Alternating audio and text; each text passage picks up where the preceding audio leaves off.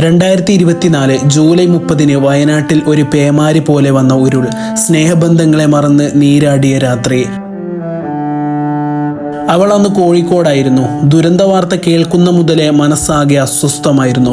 കാരണം അവിടെയുള്ളത് സ്വന്തം മാതാപിതാക്കളും ബന്ധുക്കളും നല്ലവരായ നാട്ടുകാരും. അവർക്കൊക്കെ എന്ത് പറ്റി ദൈവമേ എന്ന് ചിന്തിച്ച സമയം ഒരു കൊടുങ്കാറ്റ് പോലെ ഓരോ മരണവാർത്തകളും അവൾ അറിഞ്ഞു. നെഞ്ചു പൊട്ടുന്ന വേദന, തനിക്ക് വേണ്ടപ്പെട്ടവരില്ലാത്ത ലോകം, ഇനി വയനാട്ടിലേക്കുള്ള യാത്ര, തന്നെ ചിരിച്ചുകൊണ്ട് യാത്രയാക്കിയവരുടെ അവസാന യാത്രയ്ക്ക് വേണ്ടി. മാതാപിതാക്കളും സഹോദരിയും ഉൾപ്പെടെ കുടുംബത്തിലെ 9 പേരെയാണ് ശ്രുതിക്ക് നഷ്ടമായത്. ശ്രുതിയുടെ ഉള്ളുലഞ്ഞ് നെഞ്ചു പൊട്ടുന്ന വേദനയ്ക്കു മുമ്പിൽ ജെൻസൻ വന്നു അവളെ ചേർത്ത് പിടിച്ചു. അന്നത്തേക്ക് ശ്രുതിയുടെയും ജെൻസന്റെയും വിവാഹം ഉറപ്പിച്ചിട്ട് 1 മാസം കഴിഞ്ഞിട്ടേ ഉണ്ടായിരുന്നുള്ളൂ. ശ്രുതിയെ ദുരന്തത്തിന്റെ നിലയില്ലാ കയത്തിൽ നിന്നും ജെൻസൻ ഇരു കൈയും നീട്ടി സ്വീകരിച്ചു.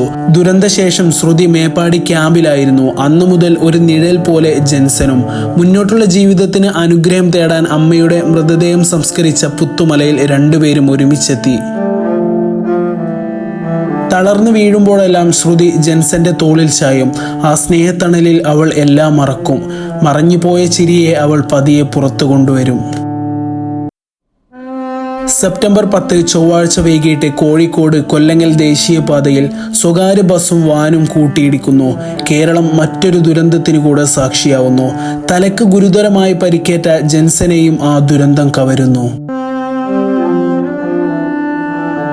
ശ്രുതിയുടെ ഓരോ കാര്യത്തിലുമുള്ള ജെൻസന്റെ കരുതൽ ദുരന്തത്തിന്റെ തീരാ ദുഃഖങ്ങളിലും എല്ലാവരെയും ആശ്വാസപ്പെടുത്തുന്നതായിരുന്നു. വേദനകളെയൊക്കെ മറന്ന് പുതിയൊരു ജീവിതത്തിന്റെ ആദ്യ ചവിട്ടുപടികളെയാണ് ദുരന്തം കവർന്നത്. എല്ലാ വേദനകളെയും മറന്ന് മനസ്സറിഞ്ഞ് ചിരിക്കാനുള്ള കഴിവ് ദൈവം നൽകട്ടെ. ആരും ഒറ്റക്കാവുന്നില്ല. ഒറ്റക്കായവരെ മുഴുവൻ ചേർത്ത് പിടിച്ച ചരിത്രമാണ് നമ്മൾ കേരളീയരുടേത്.